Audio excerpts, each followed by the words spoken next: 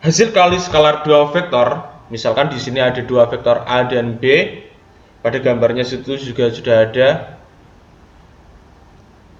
dua vektor. Vektor tersebut membentuk suatu sudut. Sudutnya sudut theta misalnya. Di sini ada sudut vektor A, kemudian di sini vektor B.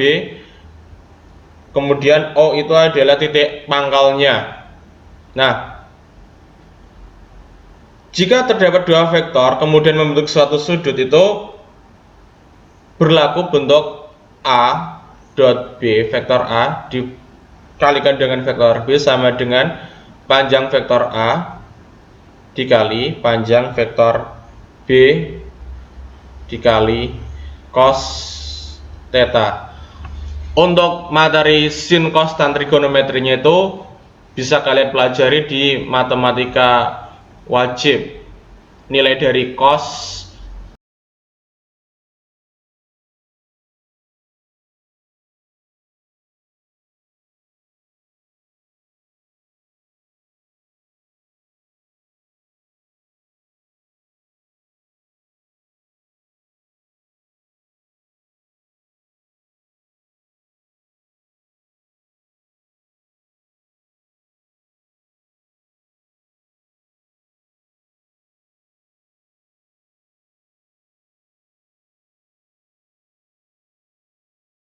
tentukan hasil kali skalar faktor A dan B pada gambar di samping jika diketahui itu adalah jikanya panjang A yaitu 5, kemudian panjang B nya yaitu 6, dan besar sudut antara vektor A dan B, sudut antara A dan B sebesar 60 derajat.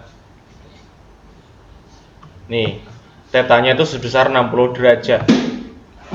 Untuk menentukan hasilnya, maka A dot B sama dengan panjang A panjang B dikali cos theta.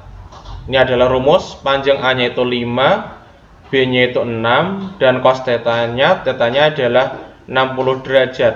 Nah, cos 60 derajat itu nilainya adalah setengah. Bisa kalian cari itu lewat Google juga banyak itu. Sudut-sudut istimewa. 5 kali 6 30 dikali cos 60 itu setengah. Hasilnya adalah 15 nih. Sehingga A dot B nilainya adalah 15, hasil kali skalar dua vektornya itu. Yang selanjutnya, sifat-sifat hasil kali skalar. Ini juga sudah ada di buku ding. Tuh.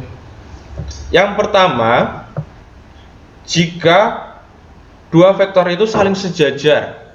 Nih, yang pertama adalah dua vektor saling sejajar. Saling sejajar itu bagaimana? Ini ada titik pangkal O, vektor A, vektor B. Kalau ini adalah satu garis dan satu arah. Bisa juga saling sejajar itu vektor A, kemudian ini vektor B. Nah, ini vektornya sejajar dan searah. Kalau searah, maka sudutnya sejajar dan searah itu sudutnya adalah 0 derajat, sehingga berlaku rumus A dot B sama dengan panjang A panjang B dikali cos 0 derajat. Cos 0 derajat sudut istimewa adalah 1 nilainya, maka A dot B senilai dengan panjang A dikali panjang B gitu saja. Karena cos 0 itu nilainya adalah 1 ini. A dot B sama dengan panjang A panjang B nih. Yang kedua,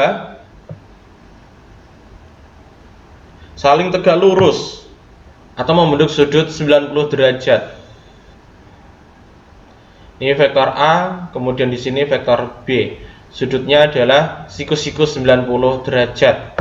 Maka berlaku bentuk A dot B, bentuk umumnya A dot B adalah panjang A panjang B, cos tetanya adalah 90 derajat.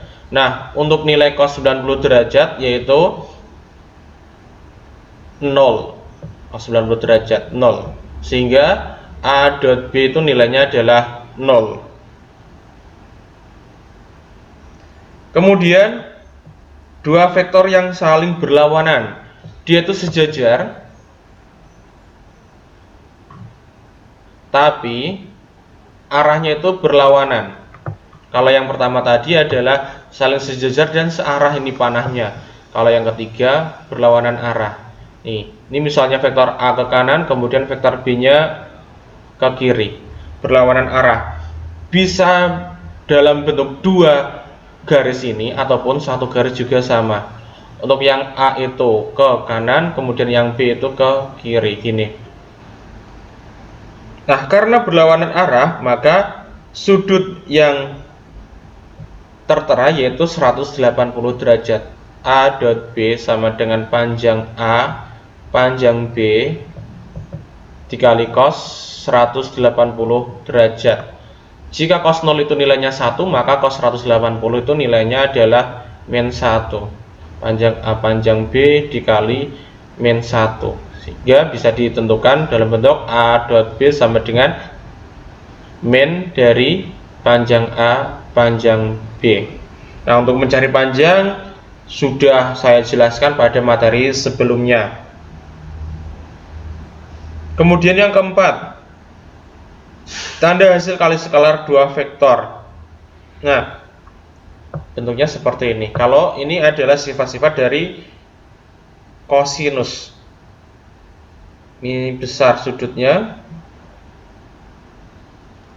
Yang keempat, jika theta itu terletak di antara 0 derajat sampai 90 derajat itu tandanya adalah positif. Kemudian jika lebih dari 90 derajat, kalau tetanya itu 90 derajat berarti bernilai 0. Kemudian berarti ini tidak perlu ada sama dengan. Jika bentuknya itu 90 derajat sampai 180 derajat, nilainya adalah negatif. Positif, 0 dan negatif. Nah, jika di kuadran 3 berarti dari 180 sampai 270 itu nilainya adalah negatif juga. Dan untuk kuadran 4 dari 270 sampai 360 bernilai positif. Itu adalah sifat dari kosinus pada materi trigonometri matematika wajib. Kemudian ada juga sifat komutatif. Yang kelima ada di sini. Komutatif itu artinya A dot B itu senilai dengan B dot A, sama.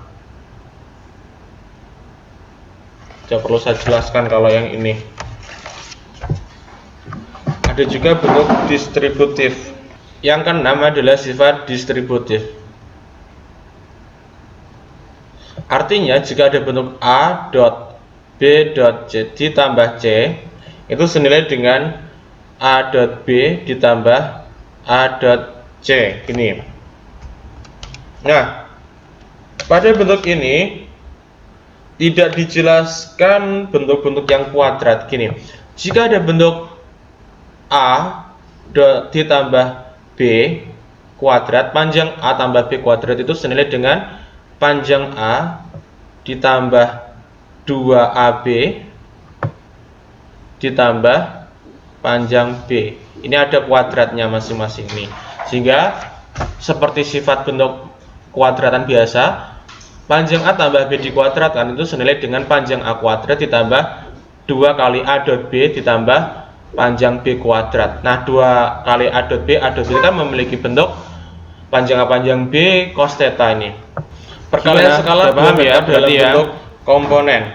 Jika ada vektor A memiliki bentuk A1I ditambah A2J kalau ditambah A3K, saya akhiri untuk kemudian vektor B-nya B1I nanti kalian langsung ke B2J ditambah B3K. Contoh soal latihan itu soal objektif halaman adalah A86 memiliki bentuk A1, A2, A3.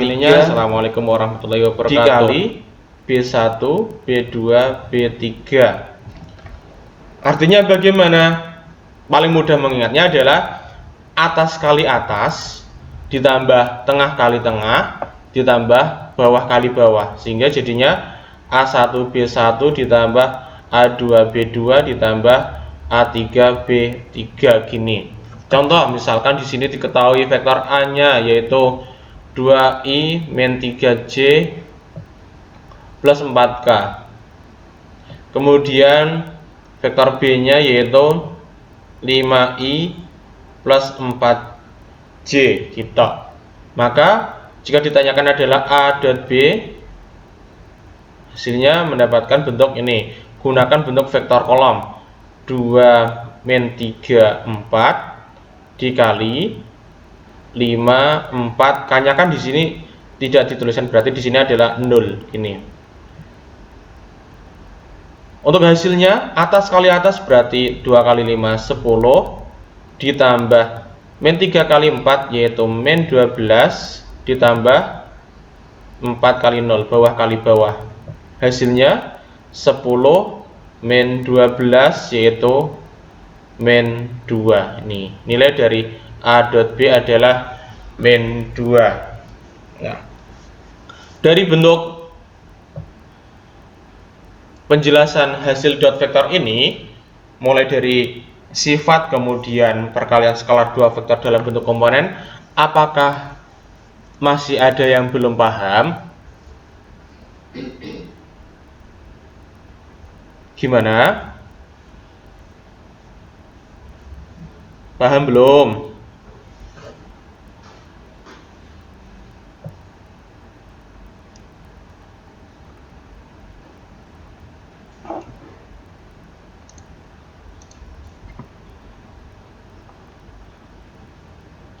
Gimana? Udah paham ya? Berarti ya?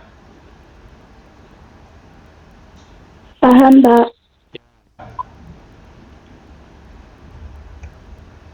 Saya akhiri bentuk ininya. Assalamualaikum warahmatullahi wabarakatuh.